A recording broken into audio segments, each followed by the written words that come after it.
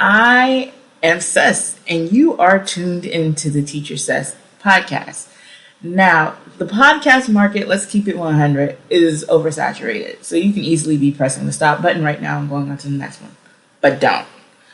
What we're going to do is be honest. I am not an expert, and I certainly, for real, don't have all the answers.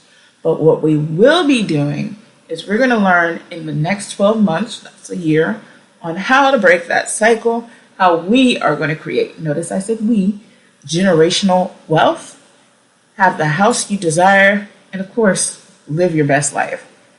The catch? These are the goals that you and I will be doing together. Like, since I said at the top, I don't have the answers already. So what you want to do right now is hit that subscribe button and keep it locked right here to the Teacher Says podcast.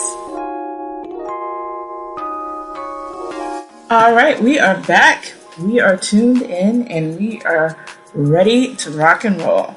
Now, I'm going to admit that I was ready to tape this show yesterday, which if we're listening in real time, would have been Wednesday, January 6th. All ready to rock and roll, had my headset up. I was in my basement studio, and I just happened to look down on my phone to see that there were some major events going on in our United States Capitol building. So, stretching my legs out. I was a little derailed, so I was intending on having this out on Thursday, but I'm taping Thursday, and it's already kind of late. But it is what it is. So, if you are a new listener, and the probability of you being a new listener is probably pretty high, welcome. I am inviting you to take your finger or whatever you have and press the subscribe button, and it would be lovely, just absolutely lovely, if you could leave a 5-star review and share with a friend. If you are one of my longtime listeners, thanks for stopping back in, and I'm excited that you're with me in January of 2021 on the revamped Teacher Says podcast. The last episode was probably about 3 weeks ago, and I've taken the past holiday season to marinate and think, meditate, whatever word you want to use, on how I'm going to move forward with my show. And I decided, you know what, I am not an expert. The only thing I feel like I'm really an expert at is teaching, and even that, are the best teachers in the world? No. But being that I work with other teachers, I feel like I'm okay. You know what I'm saying? But the point is, the past couple of months, we'll say 6 months, I've had major changes in my life. And I have taken a new look, a detailed look at my finances. And the good news is I'm working and I have money. The not great news is I feel like I should be better off, especially when I want to be able to retire when I want to retire and not have to work into my 60s or 70s or beyond. I would like to retire sooner than later, maybe while I'm still in my 40s perhaps. So I started to dig deep. I hate using phrases that I feel like I hear often, but I dug deep. And I went and utilized a lot of resources that I have, and I created a game plan on how I'm going to spend the next year creating generational wealth. As well as I decided to share what I've learned with you and take you on the journey. So you and I will be spending the next 12 months together with the ultimate goal of being in a better financial standing than we were January 1st, 2021. That's kind of like an open goal. So, what you define might be different than what I define. But we're going to do this together. The catch, if you want to call it a catch, is this is a one-woman operation, because I have this visualization of just like, wow, social media. We can utilize Facebook and Twitter. Then I got realistic and I'm like, it's just me in the month of January. So I decided to just focus on the podcast and how we are going to go on this journey together.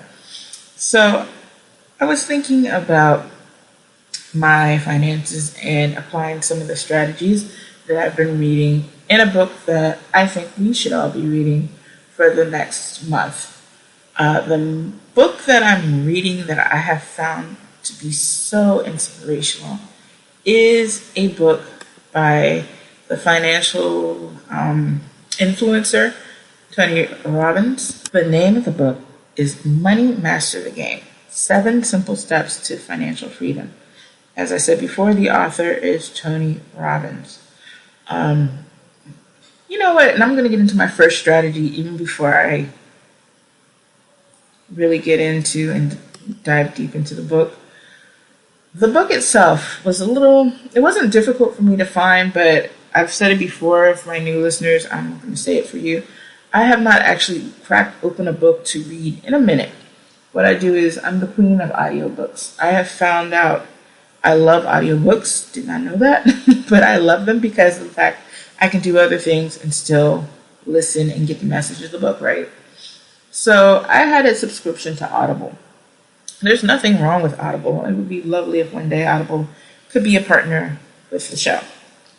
And my issue was, if I'm trying to save money, why, on top of all the other subscriptions I have, like Netflix and Hulu, Disney Plus, and all that other stuff, I really don't need another one. So what should I do? Well, the solution to that was, here's a great tip. If you are a Patreon of your public library, if you are a library goer, I guess is the way you could say that, you, in a lot of cases, have access to a database of audiobooks. You just have to use your library card to apply it to the online system that your library has, right? So to make a long story short, I was able to access the audiobook of Money Master the Game. So I was like, yay, win, and I'm not paying any subscription fees. It's actually free because I have a library card. So just keep that in mind, especially if you're a person like me who is a fan of audiobooks. Now, I will say the more popular the book, the more difficult it is to get access to the book you want. Because, for example, The Promised Land by former President Barack Obama, the waiting list for that book is quite long, very long. So I didn't even bother to put myself on that. But like I said, Money Master the Game, there was no waiting list. So I was able to access the book instantaneously. So in the book, I started to read a section about a security bucket. Because I'm like, okay, well, what's considered an asset? That's what you want, more assets. Less liabilities, right? So I'm looking, or listening, I should say, taking notes when I can. And Tony was saying a list of, I believe it was 7 assets that he says we should all have in our security bucket. So of course, cash. Cash is king, can't go wrong with cash. The second listed was bonds. If you're not familiar with bonds, or if you're like me, and that's another thing I'm realizing, a lot of these phrases I've heard of before, and I'm just like, don't really know exactly what it is. But a bond works when you loan money to a bank that collects interest within a specific amount of time. Then we have our CDs, which I believe stands for cash deposits. Our home is considered an asset, probably in the vast majority of cases. If you are employed and your employer has a pension, it's becoming more and more ancient, but a pension, is considered an asset. Then we have also annuities, life insurance policies, and structured notes. So I'm not going to sit here because, like I said in the beginning, I'm not an expert. And I'm like, well, what can I focus on that'll be an asset to me? And I got me thinking about annuities. Like I have IRA, but I also have another one, and it's one that I haven't been putting money in because I forgot about it, to be quite honest. So I was like, this is a good time to go ahead and take a look at that. So honestly, that's what I've been doing for the past week, getting all the paperwork in to roll it over into something that would be um, more value to me as far as I have the stagnant IRA it's just collecting money, which I guess is good, but I just don't feel like it's working in the way that it should be. So I'm pretty excited about that. It's kind of like a new lease on life, as they say. So I'm working on getting that in order. And also during winter vacation period that surrounded the holidays, I spent a lot of time organizing my life as far as what do I want to accomplish for the year 2021, what do I want to accomplish for January, what type of goals do I have, etc. I'm not going to say, I'm not selling you guys anything. I just found a template online, like my planner and all that. Around this time of year, a lot of people trying to sell you planners. Maybe one day I'll be one of them, but for now, no, not me, not the kid. Just found a planner online and free one, downloaded it, and I've been using that to keep myself organized. The rest of what's going on. So yeah, there's that. So we're starting 2021 on a very, very interesting note. One thing that I'm going to focus on for the month of January, besides taking down all of my holiday decor, is my home organization. And I know this feels like a topic that has been, I don't want to say done to death, or at least it hasn't been done to death on the Teacher Says podcast. But as I look around my house, I'm trying to figure out how do I do just enough to make it feel homey without doing too much. Okay, so let me give you an explanation. Right now, I feel that I'm living in a temporary home. Honestly, could it become permanent? I hope not, but I wouldn't be shocked because I kind of weigh out the options regarding where I'm living right now. I very much get my financial house in order, very much in order, if I stay here on a permanent basis. I live in a condo that I own. However, I have kids that are growing and it's a little tight in here. And it's like, you got to think about where you are. If I lived in New York City, this would be perfect. It's just big enough where, my kids share a room, etc., etc. I have my own room, of course. It's 2 bedrooms. However, living in suburbia, I feel like, this can get a little cramped, especially with children that are growing. So I'm kind of like on the fence about whether I want to stay here for the long run or not. More than likely, heavily leaning towards I do not. And I want to have my home serve back in its job as a rental property. As a rental property. So I'm like, well, how do I make it feel homey without breaking the bank and doing way too much? Well, first, I've discovered some places for home decor that I feel are priced pretty fairly, besides the norms of going to Target or Walmart, IKEA. I'm looking at places online, Wayfair, which of course is not thinking outside the box, but I found a website called iCanva that I'm a fan of because I really want to put a lot more art in my house. Its walls feel very bare, and I'm like, we need to fix that. We need to fix it immediately. Another strategy that I'm utilizing this go around to get the home decor the way I like is utilizing Facebook's marketplace, which I know some people might not be a fan of because it does involve using strangers. Kind of like back in the day with Craigslist. Like, I used to be a huge fan of Craigslist 20 years ago. Even like looking back, I'm like, oh my God, but I actually sold a lot of furniture as a single woman in my 20s off of Craigslist. Yes, and that did involve having strange people come inside my home. So it could have went horribly wrong to make a long story short. But luckily I'm talking to you today, so it went right. But going back to going back to Facebook today, I was looking online to find some plant stands. Like I've decided I want to use like boho decor, which is like bohemian. I like a lot of plants, and I say that as I'm looking at some of my plants that look very weak. They need to be watered, but that's neither here or there. I'll take care of that. But I want a stand to keep my plants looking nice, neat, tidy. I'm also looking at pots to repot my plants so that they go with the decor. So how do I do this without breaking the bank, you may ask? Like I said, Facebook Marketplace. I've been negotiating the past couple of days on plant stands that I found people selling nearby. I want to use for my home. Pots, wall decor, and like I said, things of that nature. So I think Facebook Marketplace, I mean, if you're in the know, in the know, but it's kind of like an underutilized resource that not too many people use.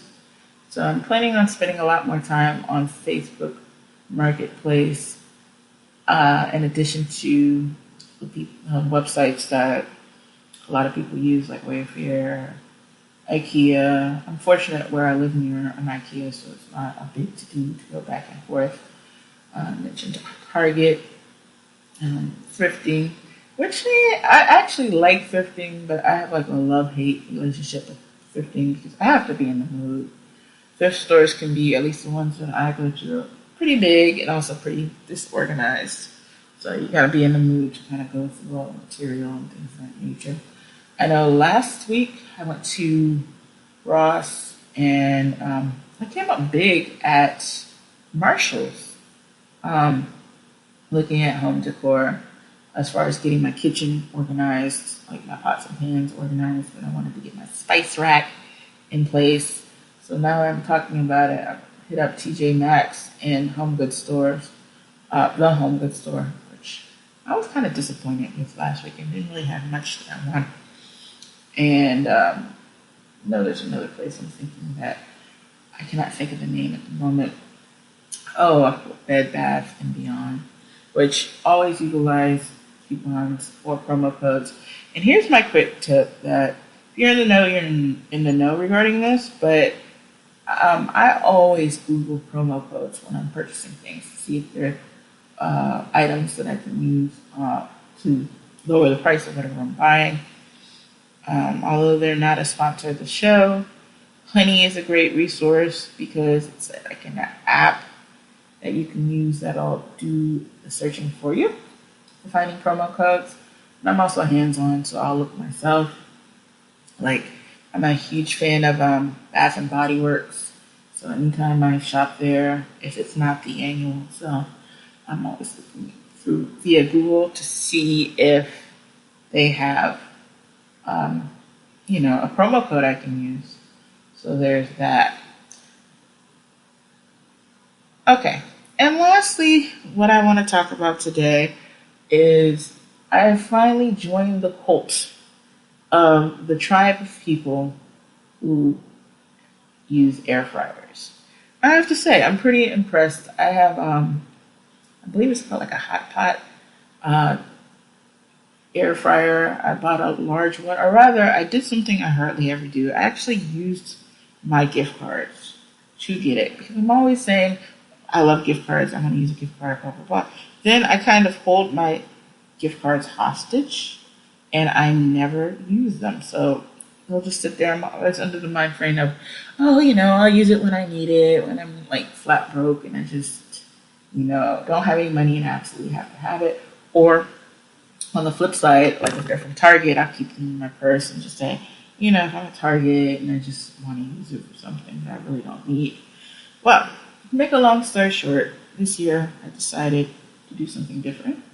And that was actually use my gift cards at the top of the year. So I used my gift cards to buy the air fryer. I bought one that was multifaceted that can do a couple different cooking procedures. So in addition to air frying, my air fryer can also bake, broil, dehydrate. I was really impressed by the dehydrate option because I love dehydrated apples, and it got the apples to be so yummy. It was really good. And I feel like there's something else. Oh, keep food warm. So I have to say, thus far, I'm pretty impressed with my air fryer. It's doing the job that it's supposed to do. It's a rotisserie as well. I forgot to add that part on. I can't say there's anything I don't like. It's good for cleaning up. I'm able to put the smaller pots or sheets in the dishwasher. I have no complaints with my air fryer. I'm pretty impressed. It took a little getting used to eating the finished product because I'm used to food that has been cooked by oil. So it's like, this is crispy, but it's just missing something, you know? So once I got past that, we were in good standing. So this is a good place for us to kind of wrap things up for the day. But I am giving you a challenge for the day, or for the week until next time we're back together. And I challenge you to take a look at your retirement funds, like everything you're doing to save up for retirement, and just kind of get to know what you have and how it works, as I will do likewise. And this is a good point for us to bid adieu to each other, and I will see you next week. Bye.